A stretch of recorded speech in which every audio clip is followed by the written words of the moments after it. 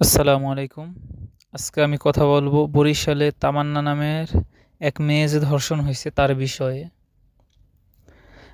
সে class 3 তে পড়ে। দোষ সম্পর্কে দাদা বাড়িতে গেছে আপনার বেড়াইতে। ওখানে যে তার চাচা আছে তাকে ধর্ষণ করছে। কাহিনীটি এমন, সময় টিভিতে নিউজ করা হয়েছে, দেখে আসতে পারেন। আপনার 9 বছরের একটা মেয়েকে ধর্ষণ করছে তার চাচা। পরে ওই চাচার ফ্যামিলি দাদারা জেনে ফেলার পরে দাদা হেল্প করছে ওই মেয়েটারে মানে মারার জন্য। জাস্ট আপনি একটা জিনিস ভাবেন যে চাচা কেমন আর ওই দাদা কেমন, যে তারা কত বড় স্টুপিড হইলে এই কাজগুলো করতে পারে। Am I right? একটা মানে খারাপ ল্যাঙ্গুয়েজ আমি করলাম, আই ডোন্ট নো আপনারা কী ভাববেন, বাট এটাই বাস্তবতা। এখন র্যাব তাদেরকে অ্যারেস্ট করছে। এখন উচিত কি, ওদেরকে ডাইরেক্ট ক্রস ফায়ার করা উচিত। আপনার আমাদের দেশে যদি এখন ইসলামিক আইন থাকতো, তারা যদি এইগুলো করতে পারতো, পারতো না। কারণ ইসলামিক আইন বাদও দিলাম, নর্মালি যে আইন আছে মানে যারা দর্শন করে তার যে আইন আছে সে অনুযায়ী ওর শাস্তি দেওয়া উচিত। ডাইরেক্ট ফাঁসি, কোনো কথা নাই।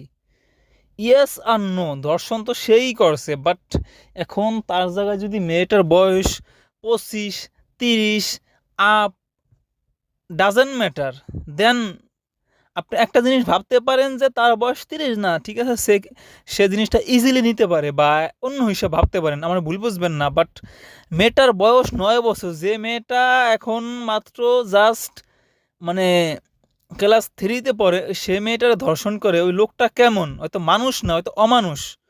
অমানুষ, অমানুষ কি জানোয়ারের চোখেরা? জানোয়ারও তো মনে করেন যে এগুলা করে না মনে হয়, বাচ্চাদের মানে বাচ্চা যে প্রাণীগুলো আছে এমন জানোয়াররা।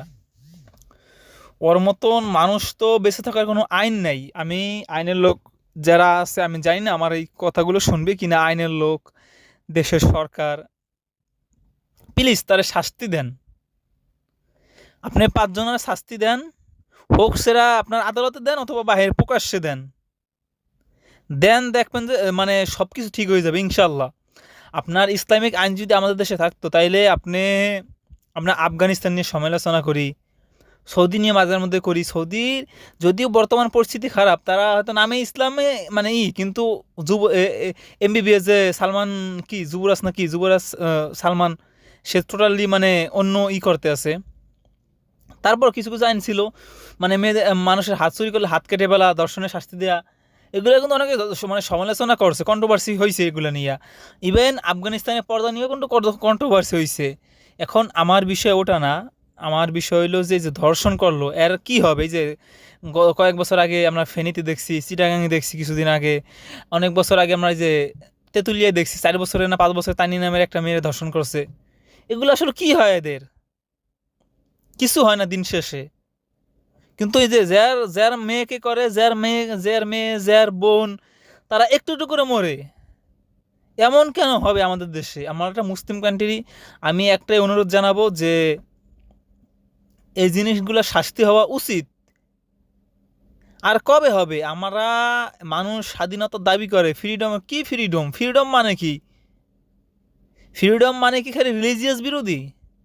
ফ্রিডম মানে কি ধর্মনিরপেক্ষ শুধু? এখন ইসলামিক আইন বলতে পারেন যে হিন্দু, তাদের জন্য তো ভালো হবে। ইসলামিক আইন তো সবার জন্য ভালো হবে। এখন এটা আমি তো ইসলামিক আইন জানি না, বাট আই এম নট, আমি তো আলেমও না, ভালো লেখাপড়াও করি নাই, হালকা জাস্ট সামথিং। বাট আমার কথা হইলো তাদের মতন মানুষের উচিত হইলো শাস্তি দেওয়া 100%। এখন এই ডিসিশনটা নেবে সরকার যারা আছে, আইনের লোক যারা আছে তারাই নেবে। আই হোপ দ্যাট, আমি আশা করি যে এইগুলো শাস্তি হবে। আইজ না হোক কাইল হবে, এই দুনিয়াতে না হোক ওই দুনিয়াতে হবে। আপনি যদি মুসলমান হয়ে থাকেন, আপনি অবশ্যই পরকাল বিশ্বাস করেন। অন্য ধর্মের কথা বাদ দিলাম, এদের শাস্তি হবে 100%, ইনশাআল্লাহ, ইনশাআল্লাহ শাস্তি হবে। সো এখন যারা, কত কিছু মানুষ আছে পৃথিবীতে, কত কিছুর দাবি করে, এখন এইগুলো নিয়ে কি কথা বলে না। আসলে এইগুলো নিয়ে কথা বলা উচিত। এখন যদি সরকার বা আইনের লোক এই উদ্যোগ না নেয়, এমন একটা দিন আসতে পারে যে সাধারণ মানুষ এই আইনগুলো হাতে তুলে নেবে, জানি না কি হবে। সো আমি একটা জিনিস বলতে চাই যে আসলে এইগুলো আইনের লোক যারা আছে, প্লিজ ভাই আপনারা সত্যের পক্ষে থাকেন, সত্যের পক্ষে কাজ করেন, ইনশাআল্লাহ আপনাদের ভালোই হবে। টাকা পয়সা ইজ নাথিং। আপনি টাকা পয়সা দিয়ে কী করবেন? আজকে আপনার 500 কোটি টাকার মালিক আছে, মরে যাবেন, আপনার ছেলে মেয়ে থাকলে তারা খাবে আর নাই ওই কাকপক্ষীতেই খাবে, বুঝেন নাই? এটাই বাস্তবতা। সো আজকের ভিডিও এখানেই, ভালো লাগলে শেয়ার করবেন, মানুষকে জানার সুযোগ দিন, মানুষ জানুক, মানুষ বলুক, এটাই বাস্তবতা। সত্যির পথে থাকুন, 5 ওয়াক্ত নামাজ পড়ুন, ইসলামের পথে চলুন। আমিন। আসসালামু আলাইকুম।